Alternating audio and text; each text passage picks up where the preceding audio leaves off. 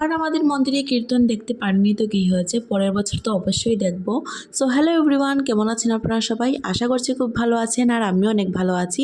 আমাদের মন্দিরে কীর্তন ছিল, আপনাদের সাথে আগের ভিডিওতে শেয়ার করেইছিলাম। তো আজকে ছিল মহন্ত বিদায়, তারই ভিডিও আপনাদের সাথে শেয়ার করলাম।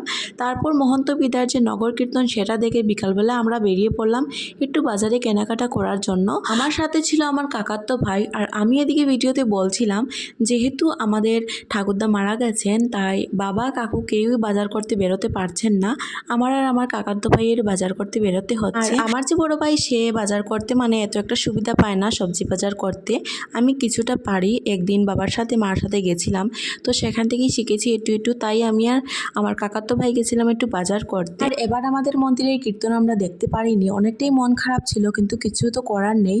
তো এখানে নগর কীর্তন দেখছিলাম, সকালে নগর কীর্তন নিয়ে বেরোনো হয়েছিল যেহেতু আজকে মহন্ত বিদায়।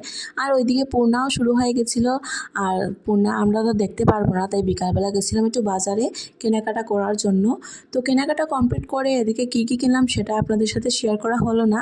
আর আমরা চলেও আসলাম বাড়িতে, এখানে এক ব্যাগ বাজার করে নিয়ে চলে আসলাম। তারপর সন্ধ্যার সময় আমি চা আর মুড়ি মেখেছিলাম, সেটাই খাচ্ছিলাম।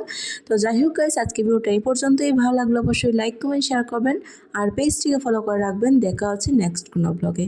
টাটা।